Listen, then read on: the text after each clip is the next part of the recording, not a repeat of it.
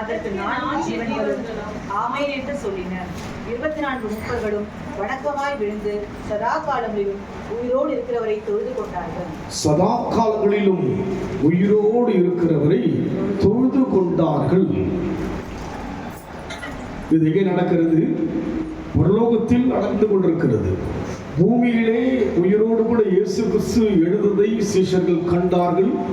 ஏறக்குறைய 40 நாட்கள் தன்னை உயிரோடு கூட வெளிப்படுத்தினார். அதற்கு பின்னால் பரலோகத்துக்கு எடுத்துக்கொள்ளும்படியான அந்த சூழ்நிலை வந்தபோது கலிலேயாவில் இருக்கிற அனைத்து சீஷர்களும் பார்க்கிறார்கள், இயேசு கிறிஸ்து உயிரோடு கூட எழுந்து போவதை பார்க்கிறார்கள். இங்கே எதை குறித்து சொல்லப்பட்டிருக்கிறது? பரலோகத்திலே தேவன் இருப்பதை குறித்து சொல்லப்பட்டிருக்கிறது. அதற்கு 4 ஜீவன்களும் ஆமென் என்று சொல்லி 24 மூப்பர்களும் வணக்கமாய் விழுந்து சதா காலங்களிலும் உயிரோடு இருக்கிறவரை தொழுது கொண்டார்கள். இங்கே உயிரோடு உலாவுகிற தேவனை தொழுது கொள்கிறோம். ஆனால் அங்கே என்ன இருக்கிறது? உயிரோடு இருக்கிறவரை யாவரும் பார்க்கிறார்கள். நாம் புனித வெள்ளியன்று தியானித்த வண்ணமாக அவர் எங்கே இருந்தார் என்று பார்த்தோம். சிங்காசனத்தில் இருந்தார் என்று பார்த்தோம். அந்த சிங்காசனத்தில் தாமே அவர் உயிரோடு கூட மாம்சமாய் அல்ல, அவர் அங்கே பார்க்கிறோம், ஆவியாய் மாத்திரமல்ல மாம்சமாய் யாவரும் பாதல் செய்கிறார்கள். வணக்கமாய் விழுந்து சதா காலங்களிலும் உயிரோடு இருக்கிறவரை தொழுது கொண்டார்கள். ஒன்றை மறந்து போக வேண்டாம், நம் தேவன் உயிரோடு இருக்கிறவர் என்பதை ஒரு நாளும் மறந்து போகவே கூடாது. பாடினோம், நல்லது நாள், ஒரு உயிர்த்தெழுந்த ஈஸ்டர் தின நாள் நல்லது. ஆனால் அதோடு முடிவதல்ல, நம் தேவன் எப்பொழுதும் சதா காலங்களிலும் உயிரோடு இருக்கிறார் என்கிற அந்த நினைவு நமக்குள் எப்போதும் இருக்க வேண்டும். அந்த நம்பிக்கை நமக்குள் இருக்க, அப்பதான் நம்ம வாழ்க்கையில நாம் கடந்து போகின்ற பாதைகளிலே மாற்றங்கள் வரும், மற்றவர்களை நாம் மாற்ற முடியும். இங்கே தெளிவாக பூமியோடு கூட முடியவில்லை, வானத்துக்கு எடுத்துக் கொள்ளப்பட்ட பிற்பாடு முடியவில்லை. அதற்கு மேலாக எங்கே இருந்தார் அவர்? சிங்காசனத்திலே, பிதாவின் சமூகத்திலே, பரலோகத்திலே இருக்கின்ற போது அவர்கள் சொல்கிறார்கள், வணக்கமாய் விழுந்து சதா காலங்களிலும் உயிரோடு இருக்கிறவரை தொழுது கொண்டார்கள். எவ்வளவு ஒரு கணம் நிறைந்த ஒரு காரியமாக இந்த வார்த்தை சொல்கிறது. உயிரோடு எழுந்தவரை தொழுது கொள்கிறோம். உலகத்தில் யாருமே அழுத்தமாய் திருத்தமாய் சொல்ல முடியாது. இந்த உலகத்தில் எந்த ஒரு மனிதனும் மரிக்கத்தான் பிறந்திருக்கிறார்கள். மரித்தே ஆகணும். பிறக்கின்ற அத்தனை மனிதனும் மரித்துதான் ஆக வேண்டும். இதிலே எந்த விதமான விதிவிலக்கும் அல்ல. அவன் பெரிய ராஜாவா இருக்கலாம், பல தேசம் முழுமையாக ஆளலாம். ஆனாலும் அவனுக்கு என்ன உண்டு? மரணம் என்பது உண்டு. ஆனால் இங்கே பரலோகத்தில் சொல்லப்படுகிறது, வணக்கமாய் விழுந்து சதா காலங்களிலும் உயிரோடு இருப்பதாக அங்கே சொல்வதை பார்க்கிறோம். எடுத்து நாம் வாசிப்போம். அப்போஸ்தலர் 4ஆம் அதிகாரம் 33ஆம் வசனம்.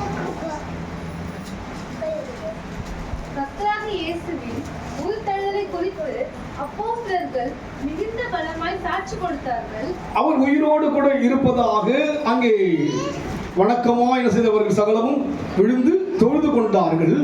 பூமியிலே வாழ்ந்த சீஷர்கள் செய்கிறார்கள், அவரை குறித்து பலமாய் சாட்சி கொடுக்கிறார்கள்.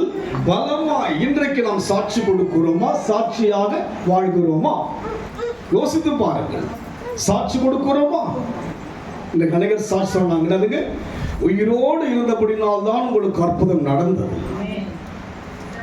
உலகத்தில் எல்லா மக்களுக்கும் நடக்கும். ஆனால் அவர்கள் தெளிவாக தங்கள் தெய்வம் உயிரோடு கூட இருப்பதாய் சொல்ல முடியாது. நாம் சொல்வதற்கு இங்கே அநேக காரியங்கள் சொல்லப்பட்டிருக்கிறது. அதைதான் அப்போஸ்தலனாகிய பேதுரு சொல்லுகிறார். என்ன சொல்லுகிறார்? படிங்க மறுபடியும். மிகுந்த பலமாய் சாட்சி கொடுத்தார்கள். மிகுந்த பலமாய் சாட்சி கொடுத்தார்கள். அவர்கள் எல்லோர் மேலும் பூரண கிருபை உண்டாயிருந்தது. பூரண கிருபை உண்டாய். அதை கொஞ்சம் படிங்க. எங்களுக்கு படிங்க please. The apostles testified of the resurrection of the Lord Jesus, and God's great blessing was upon them. பாருங்க, சாட்சி நாங்க பலமா என்னதுங்க பவரா சாட்சி கொடுங்க. நமக்கு பவர் என்ன கிடையாதுங்க, நமக்குள்ள பவரே இல்லை என்ன கிடையாதுங்க. ஏதோ வரோம் நம்ம இன்னும் கொஞ்சம் பவரா இருக்கணுங்க. நீங்க உயிர் தெழுந்த பண்டிகை அதனால கொஞ்சம் பவரா இருக்கும் அதுங்க. ஒரு சில வீட்டில் பார்த்தீங்கன்னா, நான் இங்கே பழைய வீடு இருக்கும்போது இந்த வீட்டுடைய ஐயா இறந்துட்டார். ஒரு வான்கோழி வளர்ந்துட்டு இருக்கு. அதுங்க வான்கோழி வளர்ந்துட்டு இருக்கிறார். எதுக்கு ஐயா ஈஸ்டர் வந்து என்ன பண்ணுவோம், வான்கோழி அடிச்சா ஈஸ்டர். அதுக்கு வான்கோழி அடிச்சு பிரியாணி பண்ணதான் ஈஸ்டர். அதுக்கு அப்படி அல்ல, நாம் பலமாக செய்ய வேண்டும். சாட்சி, என் தேவன் உயிரோடு கூட இருக்கிறார் என்று சாட்சி கொடுக்க வேண்டும், சாட்சியாக வாழ வேண்டும். அதுதான் கிறிஸ்தவ வாழ்க்கை. அதைதான் சீஷர்கள் செய்ய ஆரம்பித்தார். மாம்சமாய் இருந்த போது கூட, இயேசுவோடு வாழ்ந்த போது கூட, இயேசுவோடு நடந்த போது கூட அவர்களுடைய சாட்சி ஏற்றத்தாழ்வாய் இருந்தது. மறுதளிக்கிறவர்களாய் மாறுகிறார்கள், காட்டிக் கொடுக்கிறவர்களாய் மாறுகிறார்கள், கலையின மக்களாய் மாறுகிறார்கள், பயந்த மக்களாய் மாறுகிறார்கள். ஆனால் இயேசு மரித்து உயிர்த்தெழுந்து பரலோகத்துக்கு எடுத்துக் கொள்ளப்பட்ட பிற்பாடு, தங்களுக்குள்ளே உயிராய் பார்த்த பிற்பாடு அவர்கள் வாழ்க்கையிலே பல மாற்றங்கள் வந்தது. அதுபோல் நமக்குள் இயேசுவை உயிராக பார்த்தால்தான் நம்மால் மாற்றங்களை கொடுக்க முடியும். இயேசு எனக்குள் உயிராய் எனக்குள் பார்க்காமல் உணராமல் இருந்தால் என் வாழ்க்கையிலே ஒரு மாறுதலையோ மாற்றத்தையோ உலகம் பார்க்க முடியாது, சாட்சியாக வாழ முடியாது. அதைத்தான் அங்கே என்ன செய்கிறார்கள், சாட்சியாக செய்கிறவர்கள் கொடுத்தார்கள். அவர்கள் எல்லார் மேலும் பூரண கிருபை. அதுங்க சாட்சி கொடுத்தா என்ன கிடைக்கும், பூரண கிருபை. என்ன கிருபைங்க, கிருபை மாத்திரம் அல்ல, அது என்னங்க பரிபூர்ணம். அது படி அது வந்து பாத்தீங்கன்னா சொல்ல முடியாத ஒரு காரியம். பரிபூர்ணம் என்பது என்னங்க, நம்ம கிட்ட எதுவுமே நம்ம எப்படி இருக்கீங்கன்னா நல்லா இருக்கிறேன், அதை வந்து ரொம்ப ஒரு அழுத்தமா சொல்ல மாட்டோம். ஏதோ நல்லா இருக்கிறேன், எதுலயும் ஒரு பரிபூர்ணம் நடங்க முழுமை இருக்காது. ஆனால் தேவனுக்காக சாட்சி கொடுக்கும் போது எப்படி சாட்சியாக பலமா கர்த்தர் உயிரோடு இருக்கிற என்ன பாரு, என் செயலை பார், என் ஜீவியத்தை பார், என் தன்மையை பார், என் குணங்களை பார், என் சுவாபத்தை பார். இயேசு எப்படி இருக்கிறார், உயிராய் இருக்கிறது சொல்லி நம்முடைய சாட்சிகள் தான், நம்முடைய சாட்சிகள் தான். நம் வாழ்க்கையில பல சோதனைகள் வேதனைகள் வரலாம், ஆனால் நாம் யாராய் இருக்க வேண்டும், பலமாய் சாட்சி உள்ள ஒரு மனுஷனாய் மாறும்போது என்ன கிடைக்கிறது, எனக்கு கிருபை கிடைச்சிருச்சுன்னா போதுங்க. கிருபை பெற்றுவிட்டால் வாழ்க்கை வசந்தமான ஒரு வாழ்க்கை. கிருபை என்பது தகுதி இல்லாத கொடுப்பதுதான் கிருபை. ஆனால் தகுதியற்ற அந்த சீஷனை அழைத்த பிற்பாடு அவங்க வாழ்க்கை எப்படி மாறுகிறது, பலமான சாட்சியாய் மாறுகிறபடியினாலே அவர்கள் மேல் என்ன பொழிகிறது, பூரணமான கிருபை. அங்கே பூரணமான கிருபை உண்டாயிட்டு. அப்போ நம் வாழ்க்கையிலே அந்த பூரணமான கிருபை, ஒரு முழுமை நமக்குள்ள ஒரு முழுமை வர வேண்டும். இயேசுவை தோமா என்ன செய்கிறார், நான் தொட்டு பார்க்கணும், அதுக்கு விழாவிலே கையை விட்டு பார்க்கணும், அப்பதான் அப்படி நம்புவேன்.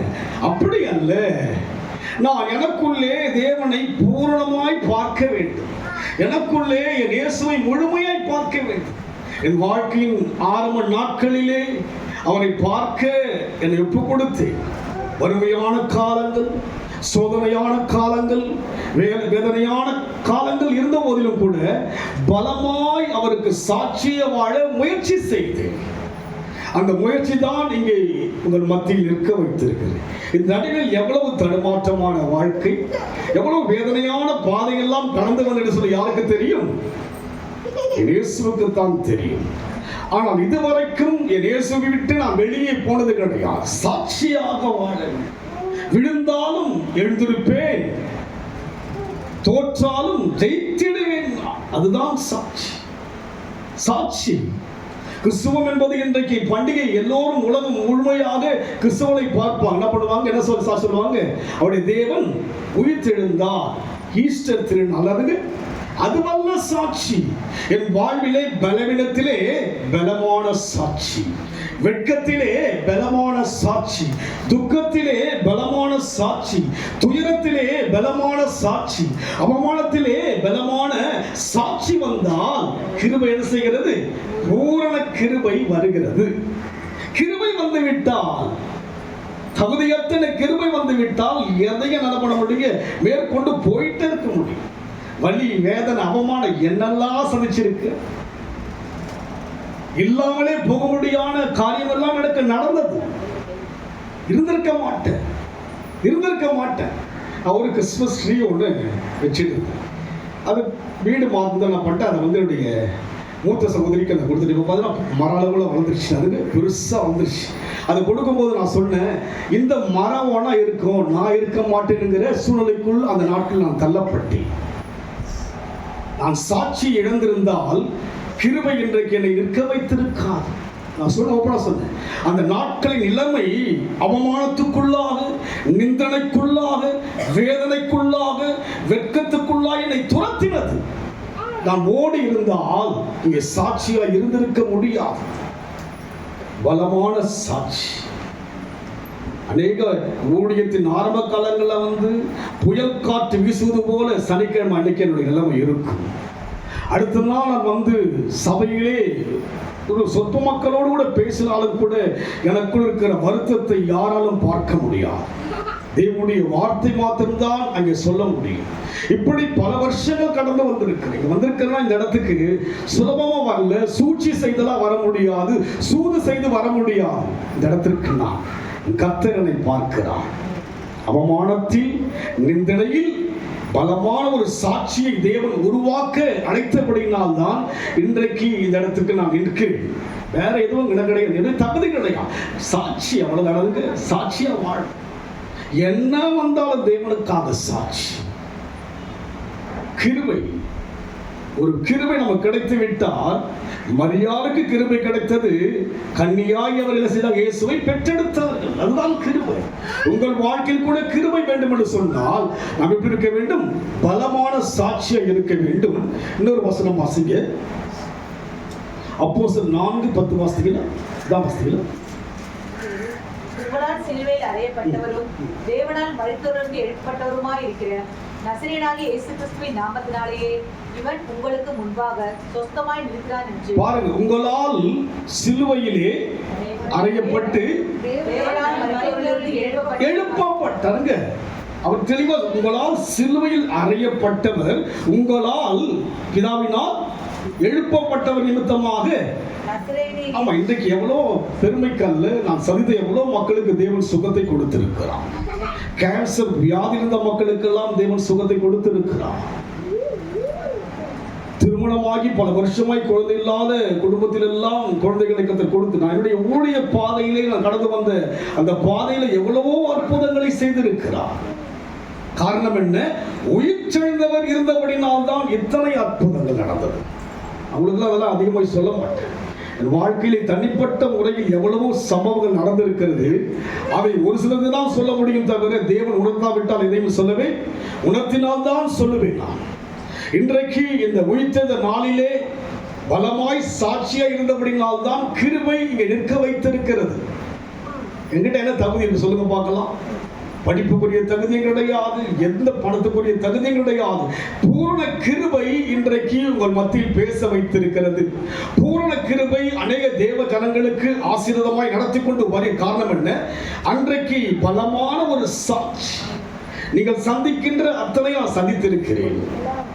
நீங்கள் இப்போது எதை சந்திக்கிறீர்கள் அதையெல்லாம், தரித்திரத்தை நான் சந்தித்திருக்கிறேன், வறுமையை சந்தித்திருக்கிறேன், வேதனையை சந்தித்திருக்கிறேன், வெட்கப்பட்டு துக்கப்பட்டு துயரப்பட்டு தூக்கி எறிய வேண்டிய இந்த வேதத்தை அப்படி இருக்கின்ற போது எல்லாவற்றையும் சந்தித்துதான் இப்போது உங்களை நான் சந்திக்கிறேன். சும்மா அப்படிதாங்க, சும்மா வந்து நடப்பலங்க. இந்த ஊழியம் என்பது சும்மா நடக்கு. ஆரோனை போல அந்த ஈவு இருந்தபடினால் தான் நான் ஒரு நல்ல சபையிலே இருந்து அங்கிருந்து கடந்து வந்தவன். நான் நல்ல பரிசுத்தவான்கள் அவர்கள். அவங்க வாயின் மூலமாக ஏதாவது சாபம் வந்து விட்டால் சபிக்கப்பட வேண்டும். அப்பேற்பட்ட இடத்திலிருந்து கர்த்தர் கொண்டு வந்து வேறு பிரித்து, இது கூட்டம் அல்ல, நூற்றுக்கணக்கான குடும்பங்கள் இருக்கிறார்கள். அந்த குடும்பத்திலே பிள்ளைகள் இருக்கிறார்கள், பிள்ளைகளின் பிள்ளைகள் இருக்கிறார்கள். அப்படியாக ஆயிரக்கணக்கான மக்கள் மத்தியிலே தேவன் பயன்படுத்தி கொண்டு வருகிறார். சிம்பிளா வரலைங்க. இதற்கெல்லாம் யார் காரணம்? தேவன் காரணம். எதற்கு? பலத்த சாட்சி. சாட்சிதான் வாழ்க்கையிலே சாட்சிதான், வேற ஒன்றும் கிடையாது. அதனால் நம் வாழ்க்கையில் அவர் எப்படி இருக்கிறார்? உயிரோடு கூட இருக்கிறார். எடுத்து நாம் வாசிப்போம். வெளிப்படுத்தின விசேஷம் 5ஆம் அதிகாரம், சங்கீதம் எடுங்க, 102:27 வாசிங்க. சீக்கிரம் வாசிங்க.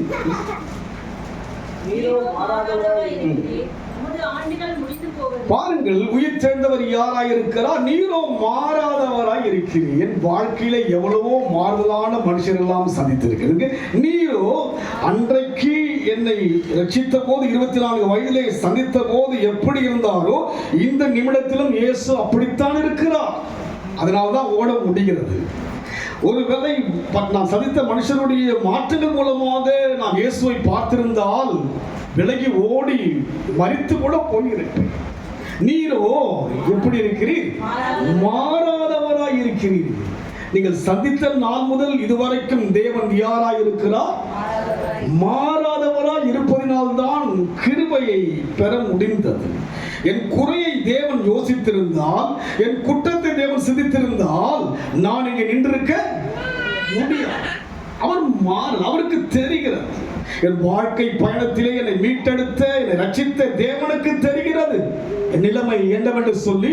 அதே போல் உங்கள் நிலைமை என்னவென்று சொல்லி உங்கள் தேவனுக்கு நன்றாய் தெரிகிறபடியினாலே யார் மாறினாலும் கர்த்தரோ மாறாதவராய் இருக்கிறீர். உங்களுடைய ஆண்டுகளுக்கு என்ன கிடையாதுங்க. ஏனால் அவர் எப்போதும் சதாக்காலம் உயிரோடு இருக்கிறவர். என்னுடைய ஆண்டுகளுக்கு முடிவு உண்டு. அதுங்க பிறப்பு இறப்பு என்கிற முடிவு மனுஷனுக்கு உண்டு.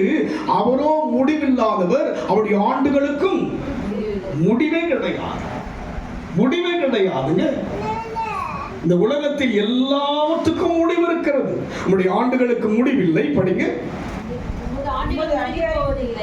அடியாரின் பிள்ளைகள் தாவரித்திருப்பார்கள், அவர்கள் சந்ததி உமக்கு முன்பாக நிலை பெற்றிருக்கும் என்று சொன்னேன். பாருங்கள், உங்களுடைய சந்ததிகளை யார் முன்பாக கொண்டு வர வேண்டும்? தேவனுக்கு முன்பாக கொண்டு வாங்க. உங்கள் சந்ததிகளை விட்டுடாதீங்க. நம்மளா கூட நம்மளையும் விட்டுடுறோம், நம்முடைய சந்ததிகளையும் விட்டுடுறோம். மாறாதவங்க அவரு. உலகத்தில் எல்லா மாற்றங்களையும் பார்ப்பீங்க. அதுங்க சொல்லிலே மாற்றம் பார்ப்பீர்கள், செயலிலே மாற்றம் பார்ப்பீர்கள், வடிவத்திலே மாற்றம் பார்ப்பீர்கள். தேவனோ மாறாதவராய் இருக்கிறபடியினாலே அவருடைய ஆண்டுகள் முடிந்து போவதில்லை. அதனால் அவருடைய சந்ததிகளை செய்யும்படியாக உமக்கு முன்பாக நிலை பெற்றிருக்கும் என்று சொன்னேன். உமக்கு முன்பாக சொல்லணும். என்ன பண்ணீங்க? நீங்க சொல்லி வளர்க்கணும். குழந்தை என்ன பண்ணீங்க? சொல்லி வளர்க்கணும். நீங்க குழந்தைகளா இருக்கும் போதவே சொல்லி வளர்க்கணும். கர்த்தருக்குள்ளே வளர்க்க பிரயாசப்படணும். நான் அப்படியாகத்தான் வறுமை காலத்தில் அவ்வளவு பிரயாசப்பட்டு கூட எனக்கு ஒரு முழுமை இல்லை. வெளிப்படையாக பேசுகிறேன். எனக்கு அந்த நான் எதிர்பார்த்த ஒரு முழுமை இல்லை. ஆனால் நான் இதுவரைக்கும் தேவன் நடத்துகிற அந்த பாதையிலேயே எப்படி இருக்குன்னா சாட்சி. வாழ்க்கை எல்லாரோடும் நான் பழகுவேன், அன்பா இருப்பேன், எல்லாம் இருப்பேன். கர்த்தருக்கு சாட்சி. மூச்சு இருக்கவருக்கு சாட்சிதான். அதுதான் கிருபை. அந்த கிருபை தான் தாங்கிட்டு வருது. பலவீனத்திலே உன் பலன், என் கிருபை உனக்கு போதும். உனக்கு பலவீனமா? நான் இருக்க சாட்சியாயிரு. வா, உன் பலவீனத்துல வந்து துதி, நான் உனக்கு வேண்டிய சுகத்தை கொடுப்பேன். உன் பிரச்சனையில வந்து நீ துதி, உனக்கு வேண்டிய நன்மையை கொடுப்பேன். தேவ ஜனங்கள் வாழ்க்கையிலே அவர் மாறாதவராய் இருக்கிறார். எடுத்து நாம் வாசிப்போம். அப்போஸ்தலர் 4:10 வாசிங்களா? 5:30 வாசிங்க பார்க்கலாம் ப்ளீஸ். 5:30. நீங்கள் மரத்திலே தூக்கி கொலை செய்த இயேசுவை நம்முடைய பிதாக்களின் தேவன் எழுப்பி இஸ்ரவேலுக்கு மனம் திரும்புதலையும் பாவ மன்னிப்பையும் அருளுகிறதற்காக அவரை அதிபதியாகவும் இரட்சகராகவும். எதற்காக எழுப்பினார் இயேசு கிறிஸ்துவை? மனம் திரும்புவதற்காக அவரை எழுப்பினார். மனம் மாறுவதற்கல்ல, மதம் மாறுவதற்கல்ல, மனம் திரும்பணும். ஒரே மனமாய் நம்ம இருக்கிறோமே. எவ்வளவு காலம் ஒரே மனமா இருப்போம் சொல்லுங்க பார்க்கலாம். தாயும் தகப்பனும் மரிச்சாங்க. நெருங்கிய உறவினா பண்ணலங்க, நான் சாவுக்கு வரவே மாட்டேனுங்க. அவங்க ஒரே மனமா இருந்தாங்க, நான் பண்ணலங்க, நான் அதே மனமா இருந்தா நம்மளுக்கு முடியாது. ஏன் மனம் தேச இருப்பதினாலே மனம் மாறினது. மறிச்சுட்டாங்க, அவங்கள பார்க்க முடியுமா? இருக்கிறவங்கள பாருங்க. யாரை பாருங்க? நீங்க இருக்கிறவங்கிட்ட அன்பா இருங்க. நீங்க மறிச்சவங்க என்ன கிடந்து, இல்ல எங்க அப்பா சாவுக்கு வரலையே, எங்க அம்மா சாவுக்கு வரலையே, நான் பண்ண மாட்டேன். இல்ல இல்ல, ஏன்னா மனம் திரும்புவதற்காகவே இயேசு உயிர்த்தெழுந்தார். எதற்கு எழுந்தார் இயேசு கிறிஸ்து? உயிர்த்தெழுந்ததற்கான நோக்கம் என்ன? ஒன்று, நான் பலமாய் சாட்சியாய் இருக்க. இரண்டாவது, மனம் திரும்பினால் தான் சாட்சியா வாழ முடியும். அங்கே சொல்லுகிறார், மறுபடியும் வாசிங்க. நீங்கள் மரத்திலே தூக்கி கொலை செய்த இயேசுவை என்ன செஞ்சாங்க? நெருங்கியவன் என்ன பண்ணாங்க? கொலை செஞ்சிட்டாங்க. என்ன பண்ணிட்டாங்க? சிலுவையில் அறையப்பட்டார் என்று சொல்லி நாம் பார்க்கிறோம். ஆனால் இங்கே சீசனுக்கு ஒரு என்ன வெளிப்பாடு வருகிறது? கொலை செஞ்சீங்க. என்ன செஞ்சீங்க? நீங்க சிலுவையிலே அறைந்தது நமக்காக தான். ஆனால் அது என்ன? ஒரு கொலை. அது கொலை செய்தீர்கள். ஆனால் அதை ஒரு பெரிதா எண்ணாமல் செய்கிற கொலை செய்தீர்கள். கொலை செய்த இயேசுவை நம்முடைய பிதாக்களின் தேவன் எழுப்பி இஸ்ரவேலுக்கு மனம் திரும்புதலையும் பாவ மன்னிப்பையும் அருளுவதற்காக அவரை அதிபதியாகவும் இரட்சகராகவும் பாருங்க உயர்த்தினார். இதற்கு தாங்க இவ்வளவு ஸ்டைல். எதுக்காக தான்? ஒன்று, நான் பலத்த சாட்சியா இருக்கு. இரண்டாவது, நான் சொல்லுங்க அதே மனமாக இருக்கீங்க, வைராக்கியமா இருக்கிறீங்க. செத்தால என்ன பண்ண மாட்டேன், செத்தால வரமாட்டேன்னு வரல. என்னதுங்க? செத்தால வரமாட்டேன்னு வரல. அது என்னதுங்க? மனுஷன். என்னதுங்க? எனக்குள் மனுஷன். நான் என்ன பண்ண? நான் மனம் திரும்புகிற மனுஷன். நான் செத்து இயேசு உயிரோடு கூட எழுந்திருக்க வேண்டும். நான் சாக வேண்டும். அதைத்தான் பார்க்கும்படியாக ரோமர் 6ஆம் அதிகாரம் 5-4 வாசிங்க. 4-5 வாசிங்க. ரோமர் 6ஆம் அதிகாரம். மேலும் பிதாவின் மகிமையினாலே கிறிஸ்து மரித்தோரிலிருந்து எழுப்பப்பட்டது போல நாமும் புதிதான ஜீவனுள்ளவர்களாய் நடந்து கொள்ளும்படிக்கு அவருடைய மரணத்திற்குள்ளாக்கும் ஞானஸ்நானத்தினாலே. ஞானஸ்நானம் எதற்காக எடுத்தோம்? இங்க இருக்கிறவங்க ஞானம் செலுத்தீங்களா? யாரெல்லாம் ஞானம் செலுத்தீங்க?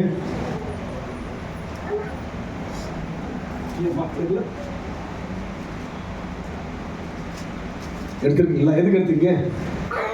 எடுக்க சொன்னீங்க அர்த்தம், எடுக்க சொன்னீங்க சும்மா அர்த்தம், கல்யாணத்துக்கு அர்த்தம். எதுக்கு எடுத்தீங்க? எதுக்கு எடுத்தீங்க? நான் சாவதற்காக எடுத்தேன். ஆமென் சொல்லுங்க பார்க்கலாம். எதுக்காக? செத்தாதான் நான் உயிரோடு கூட சாகணும். மறுபடியும் வாசிங்க. மேலும் பிதாவின் மகிமையினாலே கிறிஸ்து மரித்தோரிலிருந்து எழுப்பப்பட்டது போல நாமும் புதிதான ஜீவனுள்ளவர்களாய். பாருங்க, எழுப்பப்பட்டது போல நாமும் எழுப்பப்பட வேண்டும். புதிதான ஜீவன் எனக்குள் வர வேண்டும். புதிதான ஸ்வாபம் எனக்குள் வர வேண்டும். அதுதான் ஈஸ்டர். ஆமென் சொல்லுங்க. வீட்டுக்கு போய் நல்லா பண்ண போறீங்க? என்ன பண்ண போறீங்க இன்னைக்கு வீட்டில்? செலுசாக்குறீங்க. இதெல்லாம் சொல்லுமா? உங்களுக்கு புரியாது. அதெல்லாம் நான்வெஜ் சார். பார்த்தீங்களா? இந்த ஐயா தான் சொல்றேன். நீங்களாம் பேச மாட்டீங்க. இன்னும் கொண்டால் அவரையும் வந்து பேசுவார். ரட்சிக்க தேவன் வல்லவராக இருக்கிறார். நம் வாழ்க்கையிலே அவர் எழுந்தது போல படிக்குமா? நாமும் புதிதான ஜீவனுள்ளவர்களாக. எனக்கு புதிதான ஜீவன் எனக்குள்ள இந்த ஈஸ்டர் எனக்கு என்னதுங்க? புதிதான. அதை கொஞ்சம் படிங்க ப்ளீஸ். யாராவது படிக்க சீக்கிரம் படிங்க. For we died at Calvary with Christ by baptism, and just as Christ was raised from the dead by the glorious power of the Father, now we also may live new lives. New life. அதுக்கு புதிதான ஜீவன். நாங்க எப்படி இருக்கணும்? புதுசுக்கண்ணா நீங்க புதுசா மாறணும். ஈஸ்டர்ல எதுவா மாறணும்? நீங்க அடுத்த வாரம் எப்படி இருந்தீங்க? நான் புதுசா காலைல 7 மணிலாம் வந்துட்டியே. என்ன புதுசா காலைல?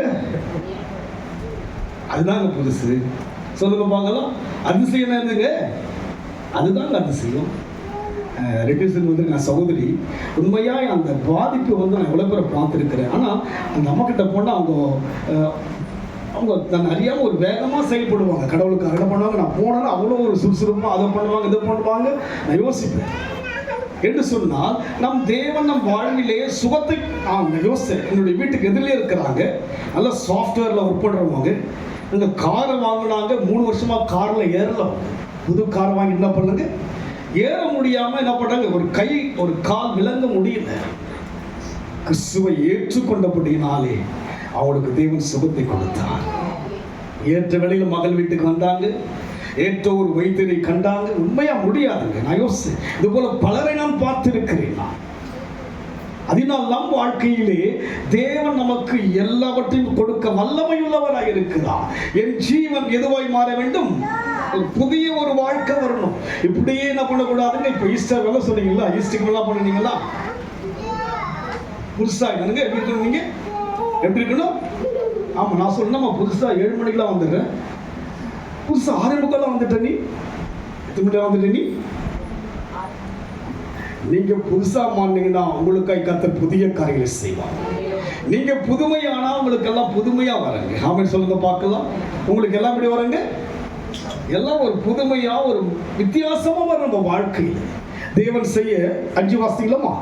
ஆதலால் அவருடைய மரணத்தின் சாயலில் நாம் இணைக்கப்பட்டவர்களானால், அவரின் மரணத்தின் சாயலில் நாம் இணைக்கப்பட்டவர்களானால் அவர் உயிர்த்தெழுதலின் சாயலிலும் இணைக்கப்பட்டிருக்கிறோம். சாயல்லையும் வந்துருங்க, மரணத்தின் சாயல்ல இணைக்கப்படணும். எதுல போய் இணைக்கப்படுங்க, அதுக்கப்புறம் தான் உயிர்த்தெழுதலுடைய சாயல். அதை கொஞ்சம் படிங்க. For if we have been made like him in his death, we will be in the same way be like him in the coming of life again. பாத்தீங்களா, என்னதுங்க அந்த சாயலுக்குள்ள போனோம். என்னதுங்க, கல்யாணம்னா ஒரு சாயல், கல்யாணம்னா சாவனா இல்லைங்களா, சாவனா படம் மேக்கப் பண்ணுவீங்களா, என்ன பண்ணுவீங்க, அப்போ ஒரு சாயல். என்னதுங்க, பரலோகமே. என்னதுங்க, தெருவில் அங்கிருந்து வரும்போது வந்து சின்ன இருக்கட்டும் என்ன பண்ணுவாங்க, எங்க பாட்டி ஒரு மாதிரி ராகமாலாம் பாடின படம் அழுவாங்க. அப்படி இல்லை இப்பெல்லாம் அது மாதிரிலாம் ஜென்டலாக என்னப்பா அது மாதிரிலாம் கிடையாது. என்ன கிடையாதுங்க, இப்பெல்லாம் வந்து போச்சு, சீக்கிரமா போய் சேர்ந்து விடு, அதுங்க சீக்கிரம் போயினாச்சுங்க சேர்ந்து இப்படி தான் இருக்கும். அப்படி கிடையாது, அது மாதிரி ராகமா பண்ண கேட்டேன் ஒரு வாட்டி. இல்லை இப்படி வர்ணித்து என்ன பண்றீங்க, அழுதுலீங்க பாடுறீங்கன்னா அவங்க சொன்னாங்க, அந்த இறந்து போனாரு அவருக்கு பாடல, எங்க வீட்டுக்காரர் நினைச்சு பாடுறாங்க. யார் நினைச்சு பாடுறாங்களா, அவங்க ஹஸ்பண்டை நினைச்சு என்ன பண்றாங்களா, அவர் செத்து ஒரு 15 வருஷம் இருக்கும், என்ன பண்றாங்க, அவரை நினைச்சு பாடுறாங்க. அது போல நம்ம என்ன பண்றோம், இங்க ஒரு சாயல் அங்க ஒரு சாயல், இங்க ஒரு ஆட்டம் என்ற ஆட்டையா. இதெல்லாம் யார் பார்க்கிறது, இது சாட்சியா, இது பலத்த சாட்சியா. நான் பலத்த சாட்சியாய் வாழ்ந்தால்தான் கிருபையை பெற முடியும். தேவ கிருபை பெறுவது மாபெரும் பாக்கியம் இந்த உலகத்தில். அந்த கிருபை என்பது மலையே விலகினாலும் பர்வதம் நிலைப்பெறுந்து போனாலும் அந்த கிருபை என்னை விட்டு, அந்த கிருபையை பெற வேண்டும் என்று சொன்னால் நம் வாழ்க்கையிலே ஒரு புதிய ஜீவன், இரண்டாவது தேவ மரண சாயலுக்குள்ள போனாதான் உயிர்த்தெழுந்த சாயலை. ஆமா, இந்த அந்த சாயல் வராம இந்த சாயல் பண்ண முடியாது, நீங்க பெற முடியாது. அதனால் இதெல்லாம் நடக்கணும் நம்ம வாழ்க்கையில. இதெல்லாம் நடக்காம நான் இருப்பது ஒரு பலத்த சாட்சி அல்ல.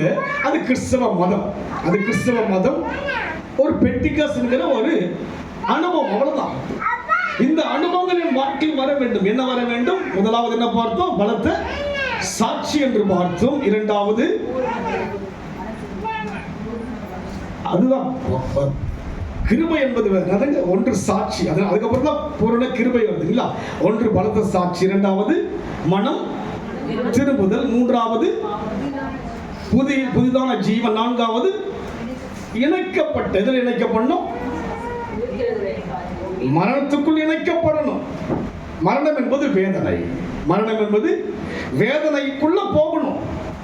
வேதனைக்குள்ள என்ன பண்ணீங்க, எனக்கு வேதனைலாம் வேண்டாம், எனக்கு நான் எப்பவுமே சிரிச்சுக்கிட்டே இருக்கணும், நான் எப்பவுமே சந்தோஷமா இருக்கணும். இல்லை இல்லை, வாழ்க்கையில வந்து சந்தோஷமும் வரும் துக்கமும் வரும். அதுக்கு இணைக்கப்படணும். எதில் இணைக்கப்படணும், அந்த கிறிஸ்துவின் மரணத்துக்குள் இணைக்கப்படணும். அது அவமானம் இருக்கும், அங்க வேதனை இருக்கும், அங்க வெட்கம் இருக்கும், அங்க காரி துப்பப்படும். இந்த அனுபவத்துக்குள்ள இணைக்கப்பட்டாதான் நான் இதுக்குள்ள வருவேன், உயிர்த்தெழுதலுக்குள் வருவேன்.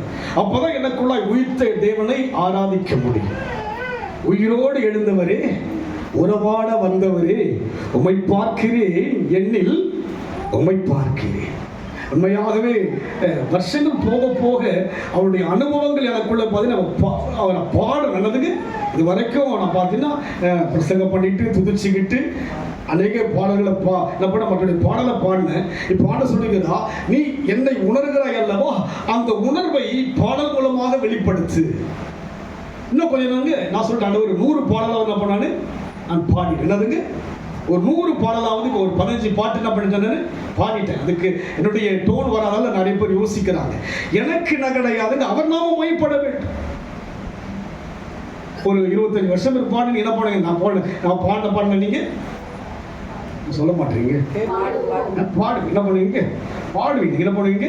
நான் சொல்லிட்டேன் தீர்மானம். அப்போ 100 பாடலாம் எனக்கு ஒரு 10 வருஷம் ஒரு 5 வருஷமா அதை பண்ணுங்க. அவர் என்ன பண்ணணும், நான் சொல்லிட்டு என்ன பண்ணனால நான் பாடணும். எதை பாடணும், உணர்ந்து பாடணும். என் அனுபவத்திலே இயேசுவை எப்படியெல்லாம் உணர்ந்தேனோ அதை நான் உணர்ந்து பாடும்படியாக தேவன் அழைத்திருக்கிறார். உண்மையாகவே நம் வாழ்க்கையிலே அவரை உறவாக எண்ணுவோம். தேவ சமூகத்திலே நம்முடைய வாழ்விலே தேவனுக்காக மகிமையை வாழும்படி ஒப்புக் கொடுப்போம்.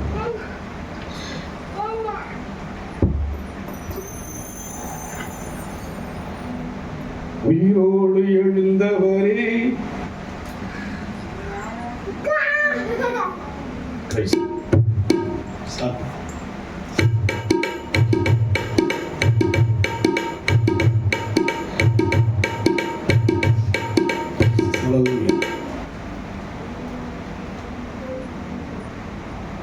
உம்மை பார்க்கிறேன், என்னில் உம்மை பார்க்கிறேன். உயிரோடு எழுந்தவரே, உறவாட வந்தவரே, உம்மை பார்க்கிறேன், என்னில் உம்மை பார்க்கிறேன். உயிரோடு எழுந்தவரே, உறவாட வந்தவரே, உம்மை பார்க்கிறேன், என்னில் உம்மை பார்க்கிறேன். உம்மை பார்க்கிறேன், என்னில் உம்மை பார்க்கிறேன். உயிரோடு எழுந்தவரே,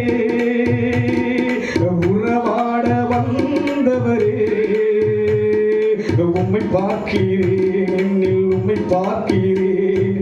உலகத்தில் பிறந்த யாவருமே மரணத்தை சந்திப்பார்கள், நீரோ மரணத்தையே ஜெயித்தவரே, இன்று உயிரோடு இருப்பவரே. உலகத்தில் பிறந்த யாவருமே மரணத்தை சந்திப்பார்கள், நீரோ மரணத்தையே ஜெயித்தவரே, இன்று உயிரோடு இருப்பவரே. உம்மை பார்க்கிறேன், உம்மை பார்க்கிறேன், என் வாழ்வில் என்னாலும் உம்மை பார்க்கிறேன். உம்மை பார்க்கிறேன், உம்மை பார்க்கிறேன், உயிரோடு என் வாழ்வில் உம்மை பார்க்கிறேன். உயிரோடு எழுந்தவரே, உறவாட வந்தவரே, உம்மை பார்க்கிறேன், என்னில் உம்மை பார்க்கிறேன். கலங்கின சீஷர்கள் காணவே உயிரோடு எழுந்தவரே, இன்று கலங்கிடும் எங்களை பார்க்கவே உயிரோடு வந்தவரே. கலங்கின சீஷர்கள் காணவே உயிரோடு எழுந்தவரே, இன்று கலங்கிடும் எங்களை பார்க்கவே உயிரோடு வருபவரே. உம்மை பார்க்கிறேன், என்னில் உம்மை பார்க்கிறேன். உயிரோடு என் வாழ்வில் உம்மை பார்க்கிறேன். உம்மை பார்க்கிறேன், என்னில் உம்மை பார்க்கிறேன். உயிரோடு என் வாழ்வில் உம்மை பார்க்கிறேன். உயிரோடு எழுந்தவரே, உறவாட வந்தவரே, உம்மை பார்க்கிறேன், என்னை உம்மை பார்க்கிறேன். தோமாவே நீ கண்டு விசுவாசித்தாய், காணாமல் நானோ விசுவாசிப்பேன்.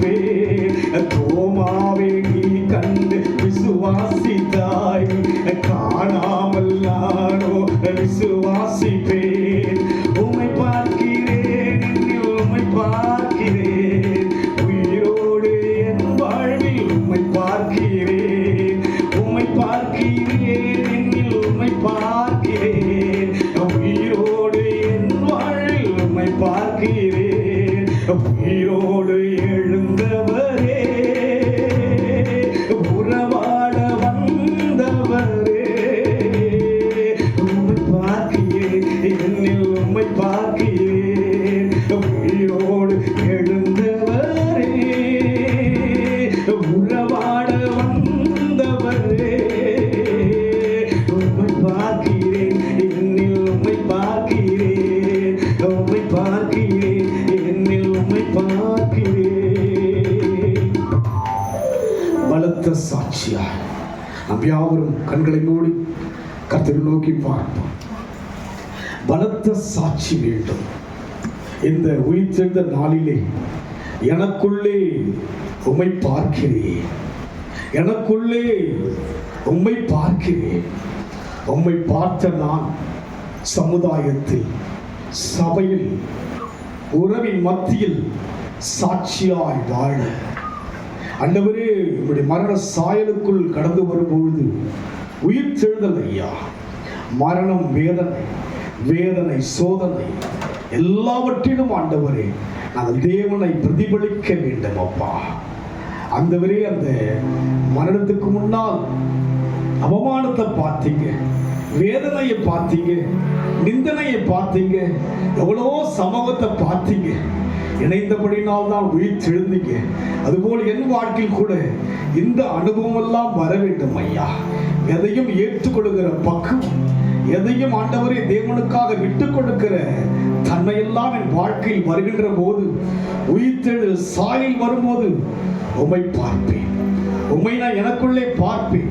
எனக்குள் இருக்கிற இயேசுவை அநேகர் பார்ப்பார்கள் ஆண்டவரே. அந்த அனுபவத்தை நடத்துங்க ஆண்டவரே. வருகின்ற ஆண்டவரே, இந்த புனித ஆண்டவரே, இந்த ஈஸ்டர் நாளிலும் கூட ஒரு புது ஜீவனங்களுக்கு கொடுங்கள் ராஜா. ஒரு புதிய ஒரு மாற்றத்தை கொடுங்க. ஒரு மனம் திரும்புகின்ற அந்த தன்மை எனக்கு கொடுங்க ராஜா. ஆசீர்வதிங்க ஆண்டவரே. உயிரோடு எழுந்தவரை உம்மை எங்களுக்குள் பார்க்கிறோம், எங்களுக்குள் அனுபவிக்கிறோம். எவ்வளவு பெரிய தேவன் எனக்குள் இருக்கிறார் என்பதை உணர்கிறோம் ஆண்டவரே. நடத்துங்க, ஆசீர்வதிங்க. அந்த ஒரு தேவ ஜனங்களையும் ஆண்டவரே உயிர் சேர்ந்தவரை நாமத்தினாலே மனதார ஆசீர்வதிக்கிறேன். குறிப்பாக சிறு பிள்ளைகளுக்கு எந்த பலவீனங்களும் வராதபடிக்கு கர்த்தர் இறங்கும்படியாய் ஜெபிக்கிறேன். ஆண்டவரே கிருஷ்ணனுடைய பிள்ளைக்காய் ஜெபிக்கிறேன். நாங்கள் ஒருமிட்டு ஜெபிக்கிறோம். பலவீனங்கள் பிள்ளை ஆண்டு காலபடிக்கு இந்த நேரம் முதல் கொண்டு பிள்ளைகள் அபிஷேகம் இறங்கட்டும் ஐயா. ஆண்டவரே தமிழ்ச்சனுடைய பிள்ளைகள் அபிஷேகம் இறங்கட்டும் ஆண்டவரே. இன்னும் ஆண்டவரே குடும்பம் ஆண்டவரே ஒவ்வொரு பிள்ளைகள் அபிஷேகத்தை ஊற்றும்படியாய் ஸ்தோத்திரிக்கிறேன் ஐயா. ஒவ்வொரு பிள்ளைகள் ஆண்டவரே, ஆண்டவர் இமானுடைய குழந்தைக்காய் ஜெபிக்கிறேன் ஐயா. இன்னும் ஆண்டவரே ஒவ்வொருவருக்காய் ஜெபிக்கிறோம். குழந்தை இல்லாதவர்களுக்கு குழந்தைகளை கொடுக்கும்படியாய் ஸ்தோத்திரிக்கிறேன் ஐயா. அற்புதங்களை செய்வீராக, அற்புதங்களை செய்வீராக. இங்கே ஆண்டவரே வருகிற தேவ ஜனங்கள் வாழ்விலே ஒரு முன்னேற்றத்தை கொடுப்பீராக, ஒரு புது ஜீவனை கொடுப்பீராக, ஒரு புது மாற்றத்தை கொடுப்பீராக. இந்த நாள் ஆண்டவரே அப்பா உயிர்த்த தேவனுடைய பண்டிகை கொண்டாடுவது மாத்திரமல்ல, எனக்குள்ளே ஒரு மாற்றத்தை உருவாக்கி விட்டீங்க. நான் பலத்த சாட்சியாய் இருப்பேன். பலத்த சாட்சி வர வர கிருபை எனக்குள்ளே ஆண்டவரே கர்த்தாவே அது பெருகிக் கொண்டே இருக்கும் ஐயா. கர்த்தர் நடத்துங்க, ஆசீர்வதிங்க. தேவ ஜனங்களை மேலும் ஆசீர்வதிங்க, ஆசீர்வதிங்க. வாலிய பிள்ளைகளை ஆசீர்வதிங்க, பெரியவர்களை ஆசீர்வதிங்க ஆண்டவரே. ஒவ்வொரு பணி செய்கின்ற, பிசினஸ் செய்கின்ற ஆண்டவரே, வேலை செய்கின்ற, படிக்கின்ற ஒவ்வொருவரையும் ஆசீர்வதிங்க ராஜா, ஆசீர்வதிங்க இயேசுவின் நாமத்தில் பிதாவே. என் ஆத்துமாவே கர்த்தரை ஸ்தோத்திரி, என் உள்ளமே நாமத்தை ஸ்தோத்திரி. என் ஆத்துமாவே கர்த்தரை ஸ்தோத்திரி. கர்த்தர் செய்த சகல உபகாரங்களையும் மறவாதே. கர்த்தராகிய இயேசுவின் கிருபையும் பிதாவாகிய தேவனுடைய அன்பும் பரிசுத்த ஆவியின் ஐக்கியமும் நம் அனைவரோடு கூட கர்த்தர் வருகை மட்டும் என்னென்றைக்கும் இருப்பதாக. ஆமென். கர்த்தருடைய ஆசீர்வதிப்பாராக. காரணம் உங்களுக்கு ஒரு டிஃபன் இருக்கு, சாப்பிட்டு போங்க. எல்லாம் கொஞ்சம் பொறுமையாக இருந்து சாப்பிட்டு ப்ளீஸ்.